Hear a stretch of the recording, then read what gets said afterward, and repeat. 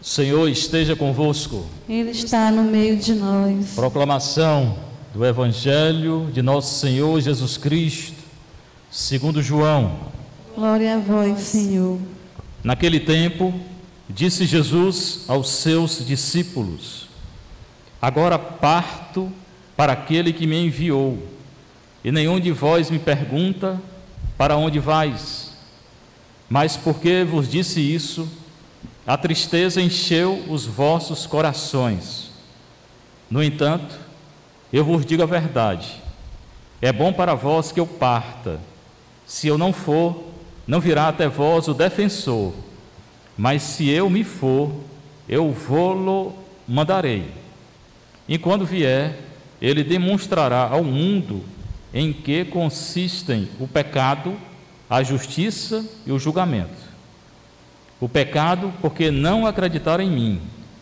A justiça, porque vou para o Pai, de modo que não mais me vereis. E o julgamento, porque o chefe deste mundo já está condenado. Palavra da salvação. Glória a vós, Senhor.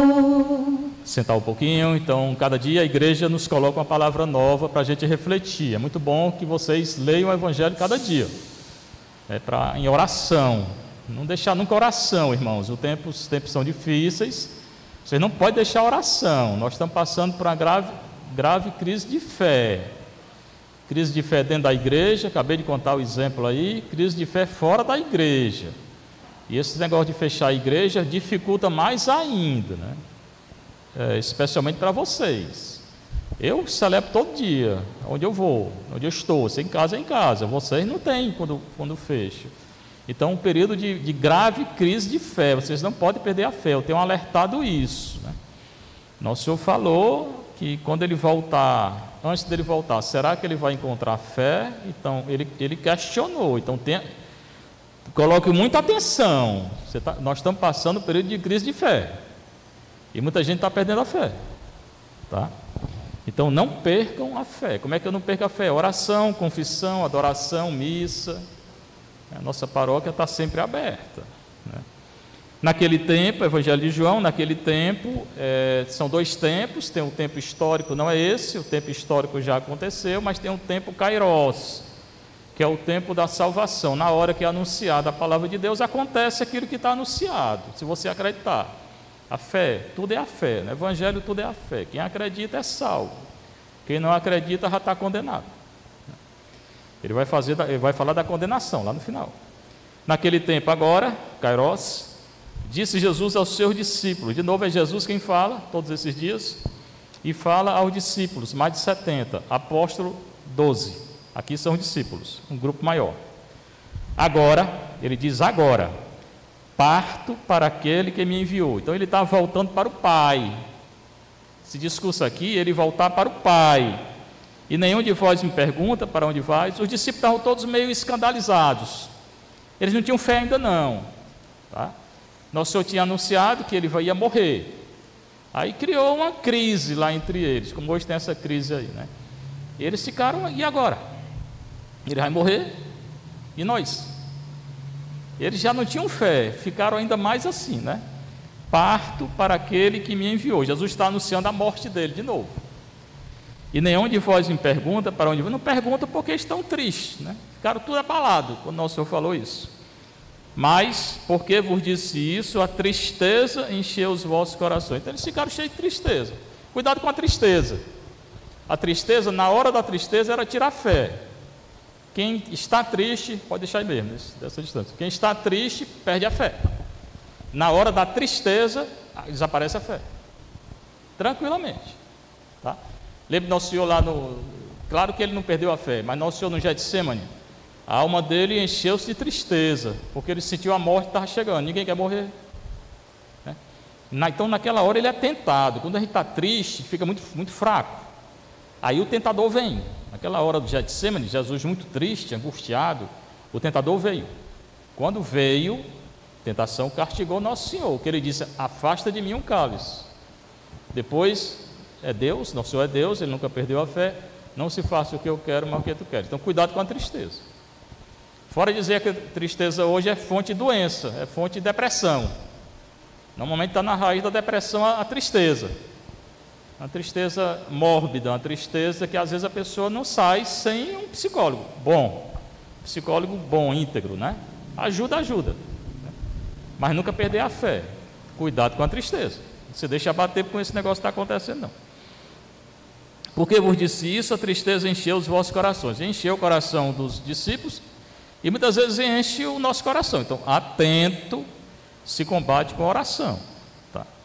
No entanto, eu vos digo a verdade. Jesus é aquele que diz a verdade, que anuncia a verdade, que proclama a verdade, porque Ele é a verdade. E tudo aquilo que é da mentira, e o mundo está cheio de mentira, e a nossa vida tem muita mentira, não se chega a Jesus. Porque a gente vive muitas vezes num mundo de mentira, que a gente mesmo cria as mentiras da gente. Mentira para tudo, para a gente se dar bem com o outro, para a gente não ofender, e daí que vai ofender, que vai se dar bem ou não vai? E tem que dizer a verdade. Ninguém pode viver no mundo de mentira, não. O mundo está do jeito que está, porque vive na mentira. E o chefe desse mundo é o Satanás, que muitos nem falam mais dele. Existe. O mundo está mergulhado aí no poder, no prazer. Esse negócio aí, essa confusão toda do mundo que nós temos bem aqui em frente, né? E o mundo todo está desse jeito. Não para mais para escutar Deus. Uma missa só, eu falei ontem, uma missa mais simples que seja, sem nada, só a missa, é mais importante que qualquer coisa no mundo. É mais importante que qualquer economia, do que qualquer política, do que qualquer dinheiro, tudo. Uma missa, uma simples missa salva todo mundo. Se a gente tivesse fé, a gente não tem. Nem o mundo quer ter fé, né? Então, na hora da missa aqui, por exemplo, todo mundo devia estar parado e participando da missa, em oração, em contemplação, mas não param. O mundo quer parar. Essa crise imensa que está acontecendo na saúde, na economia também, e ninguém para. O pessoal está preocupado em passar o vírus para voltar a fazer o que fazia. Pois, irmão, se essa é a sua preocupação, não vai passar. Enquanto a humanidade não se converter, não vai passar. E se passar esse, vem outro. Não é porque eu quero, não, porque o mundo não se converte. O problema aqui é a conversão. Se a humanidade não se converter, não vai passar. Nunca vai voltar ao que era antes. Ou se converte ou não volta. Pronto. O discurso é esse, né? E essa é a verdade que não quero escutar, né? No entanto, eu vos digo a verdade, porque Cristo é a verdade. É bom para vós que eu parta. Tinha chegado a hora de Cristo partir. Então, Ele vai partir, Ele vai voltar para o Pai e pronto. Se chegar a minha hora de voltar para o Pai, de morrer, acabou. Agora vai fazer 1000 novenas para não morrer? Não, me deixe ir. Quando chegar a nossa hora, chegou. Se você cumpriu a sua vocação, se você fez a vontade do Pai, você deve estar alegre, né? Se for hoje o dia, eu estou muito alegre, me leve, não sei quando é. Então sempre ficar na graça de Deus. Se chegou a hora de Deus nos chamar, chame, Senhor, que eu vá. Não é procurar a morte, não é isso, mas está na graça de Deus. Tinha chegado a hora de Jesus partir, vai partir e pronto. Não adianta ficar triste. Tem mais que se alegrar. Então é se entregar, se preparar para a morte. Eu me preparo todo dia para a morte. Quando eu acordo, que eu arregalo os olhos, a primeira coisa que eu penso, será que eu estou vivo? Ou onde é que eu estou, né? E se preparar para morrer, porque nós estamos numa situação tal que é essa. Como é que eu me preparo? Na graça de Deus. Oração, confissão, adoração, missa, fazendo a vontade de Deus. Pronto. Tinha chegado a hora dele partir, ele vai partir. Tão triste, pode ficar, mas ele vai partir. Então, quando chegar a hora da gente ir, a gente vai e pronto. E pronto, tem mais que se alegrar. Agora se preparar. O problema é que eu pergunto é se todas essas pessoas que estão morrendo, mais de 3 milhões aí, 3 milhões, estavam todas preparadas para morrer? Me respondam, estavam? Sim ou não? Provavelmente não. Esse é o problema. Se a pessoa não está preparada para morrer. Aí sim, aí realmente é de se lamentar muito. Mas se a pessoa está em Deus, chegou a hora, chegou. No entanto, eu vos digo a verdade, é bom para vós que eu parta. Se eu não for, não virá até vós o defensor. O defensor é o paráclito. Paracletos é uma palavra grega, quer dizer advogado, é aquele que nos defende. Advogado do diabo não, advogado de Deus, é aquele que nos defende. Então, é bom também Jesus partir, porque só quando ele partisse, e partiu, ele iria enviar o Espírito Santo, e enviou, Pentecostes. Daqui a pouco a igreja vai celebrar Pentecostes, espero que esteja aberta. Depender de mim, vai estar aberta. Mas... Então, é necessário que ele vá, que ele retorne ao Pai, porque a missão dele era estar aqui durante um tempo, anunciar o perdão, o pecado, depois retornar ao Pai. Retornando ao Pai, ele enviaria o Espírito Santo, e retornou e enviou. Então, não deixou sós. Eles pensavam que iam ficar só, não ficaram. Jesus mandou o Espírito Santo, o Espírito que tirou Pedro lá, o Paulo da prisão. Essa leitura de Atos, Pedro foi preso, João foi preso, Paulo foi preso, porque anunciava a verdade, e o Espírito Santo libertou eles. Não tem que ter medo de anunciar a palavra, não tem que ter medo de dizer a verdade, porque o Espírito Santo está conosco. Jesus não está mais conosco assim como ele esteve. Está na Eucaristia, carne, corpo, sangue, alma, divindade, mas não está como ele estava naquela época. Mas eu tenho o Espírito Santo. No batismo, eu te batizo em nome do Pai, na confissão, tudo é presença do Espírito Santo, na comunhão. Então, ele não deixou sós, a gente não consegue entender. Eu não estou só nessa doença, e nem doença nenhuma vai vencer nada, isso é uma mentira, essa doença é mentira. Certamente você tem que ter cuidado, não é dizer que não existe nada, existe, consequência do pecado da humanidade. Hoje, essa doença é consequência do pecado da humanidade, e se continuar pecando, vai continuar. Se acabar, vem outra, até se converter. Não quero se converter, mas se eu me for, eu vou, o mandarei. Então, quando ele foi, morreu, ressuscitou, se entregou ao Pai, ele mandou o Espírito Santo. Hoje, quem é que está presente na igreja toda hora? O Espírito Santo. Quem é que eu devo temer? Ninguém. Certamente eu tenho que estar na graça de Deus. Eu não posso estar agredindo ninguém, mas se eu estou na graça de Deus, eu vou temer a quem? Nós temos que ser ousados e confiar no Espírito Santo, e ter confiança, muita. E quando ele vier, demonstrará ao mundo, sim, quando ele enviar o Espírito Santo, o Espírito demonstrará ao mundo três coisas. Demonstrará ao mundo o pecado, a justiça e o julgamento. E ele explica cada uma delas aqui, né? Quando vier, o Espírito Santo, ele demonstrará ao mundo em que consiste o pecado, a justiça e o julgamento. O pecado, porque não acreditaram em mim. O pecado, primeiro, é a falta de fé. Eu falei no início, a crise de fé. Então não perca a fé.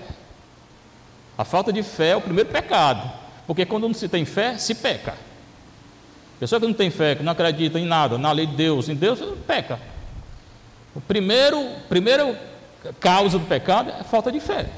E é o que ele diz: o pecado, porque não acreditaram em mim. Não percam a fé. A justiça, porque vou para o Pai. Jesus cumpriu a justiça do Pai, ele fez a vontade do Pai, e ele foi justificado pelo Pai. Então a justiça é o retorno dele ao Pai. Por quê? Porque ele cumpriu a vontade do Pai. Qual a principal justiça que eu tenho que fazer? Fazer a vontade do Pai. Eu, como padre, fazer a vontade do Pai, como padre. Você que é casado, fazer a vontade do Pai como casado. A mulher, fazer a vontade do Pai como esposa. Os filhos, fazer a vontade do Pai como filho, seguindo a lei de Deus e a lei da igreja. Senão não faz. Aí fica brincando, às vezes, de religião, né? Então a religião é coisa séria, levar a religião seriamente, porque é coisa séria. Então, primeiro, a fé, falta de fé, pecado do mundo. Segundo, fazer a vontade do Pai. E a terceira coisa que ele coloca, o julgamento. Julgamento, porque o chefe desse mundo está condenado. Satanás já está condenado, macumba já está condenado, espiritismo já está condenado. Todas essas falsas doutrinas já estão condenadas. O anticristo já está condenado. A nova ordem mundial já está condenada. Então eu vou temer a quem, pelo amor de Deus? Isso tudo já está condenado. Agora, justamente porque está condenado, que Satanás faz essa zoada toda no mundo, né? Porque ele sabe que não tem mais salvação para ele. Ele está no inferno já, eternamente ele está no inferno. Não tem salvação para o Satanás. Aí ele quer levar muita gente com ele. A pessoa que já está perdida, quer levar os outros com ela. É o que ele está fazendo. Ele já está condenado, aqueles que estão com ele estão condenados. Então estão tentando a humanidade de todo tipo, todo jeito, para levar quanto mais com eles para o inferno. Então são palavras de muita sabedoria e de muita esperança para nós, né? O pecado, porque não acreditaram em mim, a falta de fé, que é o grande pecado da humanidade hoje, inclusive, falta de fé desses padres aí, né? Porque se tivesse fé, tinha obedecido. Se não obedeceram, porque não tem fé, nem na igreja, nem em Cristo. Ou tem uma fé errada. Eles acham que abençoando, estão fazendo bem. O principal bem é obedecer. E obedecer à lei de Deus. Isso aí é contra a lei de Deus. Justiça, porque Jesus retorna no Pai. Eu também um dia vou retornar, você vai. Então, como é que eu vou retornar em paz, em consciência, em paz? Fazendo a vontade do Pai. Faça a vontade do Pai. Quando eu faço a vontade do Pai, eu estou tranquilo. Às vezes não é fácil, se cansa muitas vezes, mas faça a vontade do Pai mesmo cansado, né? E o julgamento, porque Satanás já está condenado. Isso me dá uma grande alegria, uma grande certeza de continuar o ministério. Satanás já perdeu, o campeonato já está ganho. Ele já perdeu, ele já está condenado. Infelizmente, pouca gente acredita hoje no Satanás, né? Tem até professor ensinando que Satanás não existe, né? Pois é, quando ele se encontrar com Satanás, eu quero ver se não existe. E a leitura dos Atos é exatamente a prisão de Paulo. Ele foi preso, foi condenado, foi caluniado, foi chicoteado, sofreu naufrágio, foi açoitado e foi preso. E Deus tirou ele da prisão. Então a verdade triunfa. Se eu estou na fé, se eu estou seguindo a Deus, se eu estou na graça de Deus, ainda que venha tudo isso, calúnia, isso, prisão, sei lá o quê, Deus liberta. No final é a verdade que triunfa, porque Jesus é a verdade e Ele já venceu. Certamente nós estamos, volto a dizer, no período difícil da história da humanidade, porque a humanidade hoje está como no tempo de Noé, né? A humanidade hoje está pecadora, grande parte. O mundo são 7,5 bilhões de gente. Desses 7 bilhões, um sétimo é cristão ou se diz cristão. Ou seja, de cada 7, 1 é cristão. A maioria não é cristão. E aquele que é cristão, ainda a maioria desses cristãos são cristãos mais ou menos. É aquele cristão que foi batizado, que casou e pronto, que vem à missa. Muitos deles são assim, vem à missa no funeral, no Natal e na Páscoa. Então a minoria é cristã autêntica, é cristã que segue, uma grande minoria. É como na época do Noé, né? A maioria é pecadora mesmo, não tem fé, não tem cor nenhuma, não acredita em nada e vive no pecado. E Nosso Senhor anunciou através de Noé: olha, faz a arca aí que eu vou, não é castigar não, porque na verdade o castigo é a consequência do pecado da humanidade, eles vão sofrer a consequência do pecado deles. Noé começou a fazer a arca, começaram a rir dele, a zombar, zombou, veio o dilúvio, só salvou quem estava na arca. A arca é a igreja, só se salva quem está na igreja. E ainda tem gente na igreja caindo dentro do mar, que são esses padres aí da Alemanha. Estão dentro da igreja e estão escapando, porque isso aí não é fé na igreja não. Então prestar muita atenção no momento atual. Quem reza, reze mais. Quem confessa, confessa mais. Quem adora, adora mais. E também a caridade, né? Por isso nós vamos fazer aqui uma casa para idosos, senhoras idosas aqui no morro. Estou já com o projeto todo pronto, 47 leitos, tem refeitório, tem consultório médico, dentista, tem todo um preparo para um prédio para elas. E um santuário do lado, vai ser um santuário dedicado a Nossa Senhora e São Padre Pio, Nossa Senhora do Carmo, e a casa de idosos Madre Teresa de Calcutá. Tá? Então a caridade também conta muito. Às vezes a pessoa não é da igreja, mas é caridosa. Se salva, o que salva a gente é a caridade. Estava nu e me vestiste, estava com fome, me deste de comer, estava com sede. Mateus 25, o que salva a gente é a caridade. Então que o Senhor nos dê a graça, né? Nesse momento atual, volto a dizer, não perder a fé, se confessar, adorar, comungar e viver a caridade. Seja louvado nosso Senhor Jesus Cristo. Para sempre ser louvado, eu sou a Maria Santíssima.